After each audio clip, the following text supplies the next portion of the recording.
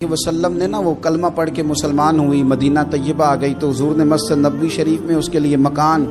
ایک سادہ سا کمرہ ساتھ مسجد کے بنوا دیا، وہیں رہنے لگی۔ اکثر وہ سیدہ طیبہ کے پاس آتی تو حضرت عائشہ صدیقہ رضی اللہ تعالیٰ عنہ فرماتی ہیں وہ بڑی باتیں سناتی اور آخر میں کہتی وہ ہار والا دن بھی بڑا عجیب دن تھا اور میرے رب کی قدرتوں کا دن تھا، وہ بھی بڑا عجیب دن تھا۔ سیدہ عائشہ صدیقہ رضی اللہ تعالیٰ عنہ ایک دن فرمانے لگی کہ تو ہار والے دن کا بڑا ذکر کرتی ہے، وہ کیا دن تھا؟ تو خاتون کہنے لگی اماں جی وہ دن تھا جب میرے رب پر بھروسہ اور مضبوط ہو گیا، جس دن میرا اپنے رب پر توکل اور بڑھا، میرے ایمان میں یقین میں اور پختگی آئی۔ کہنے لگی میں ایک گھر کی کنیز تھی، نوکرانی تھی، اس گھر میں ایک بچی تھی جس کے پاس سونے چاندی ہیرے جواہرات کا ہار تھا۔ اس زمانے میں چمڑے کے اوپر لوگ ہیرے جواہرات لگاتے تھے، کئی دفعہ سرخ رنگ کے چمڑے پہ لگائے جاتے تھے، وہ بچی پہنتی تھی تو کہتی ہوں بچی کے اس نے اتار کے رکھا یا اس سے گرا وہ ہار تو چیل اسے اٹھا کے لے گئی گوشت سمجھ کے اور میرے سامنے اٹھا کے لے گئی۔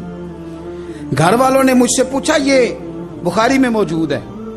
گھر والوں نے پوچھا مجھ سے کہ وہ ہار کہاں ہے تو میں نے کہا چیل اٹھا کے لے گئی۔ گھر میں کچھ چوری ہو جائے تو سب سے پہلا الزام کس پہ لگتا ہے؟ ملازمین پہ۔ کہتے انہوں نے مجھے بڑا مارا، بڑی تکلیف تھی، حتیٰ کہ میری شرمگاہ تک کی تلاشی، میری عزت اتنی خراب کی میں بتا نہیں سکتی۔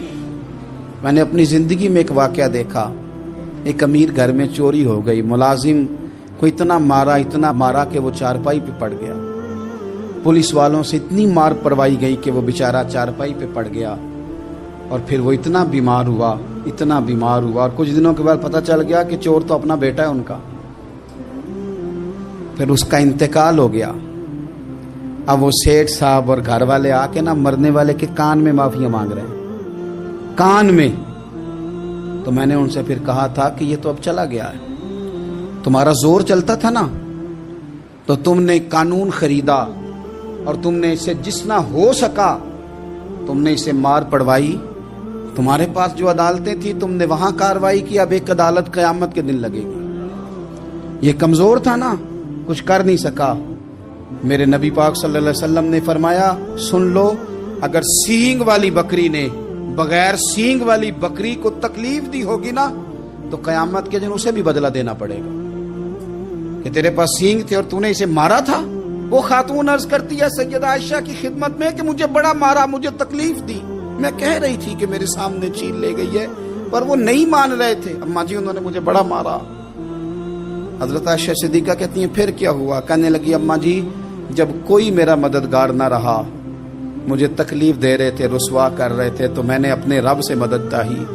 میرے رب کی طرف میں نے توجہ کی، میں نے کہا مالک اب تو ہی میرا مددگار ہے۔ کہتی ہے وہ مجھے مار رہے تھے تو وہ چیل جو ہار لے گئی تھی وہی لے کے واپس آ گئی، اور ہمارے سروں کے قریب لا کے اس نے جب اس ہار کو پھینکا وہ مجھے چھوڑ کے سائیڈ پہ ہوئے، وہ میری بے گناہی جان گئے، لیکن آپ کو بتاؤں اس دن سے میرا اپنے رب پر یقین اور بڑھ گیا۔ مجھے سمجھ آ گئی کہ جب انسان پورا ٹوٹ جاتا ہے اور جب کوئی چاروں جانب اس کا مددگار نہیں ہوتا تو رب تو ہوتا ہے نا، اللہ تو اس کا مددگار ہوتا ہے نا، وہ تو پھر اپنے اس بندے کی مدد کرتا ہے نا، پھر وہ تو توانائی دیتا ہے نا، وہ تنہا نہیں چھوڑتا، وہ تو آنسوؤں والوں کے آنسوؤں پہ بڑا کرم فرماتا ہے، وہ تو قسم پرسی میں آ جاتا ہے، اس کی رحمت بڑھ کے استقبال کر لیتے ہیں۔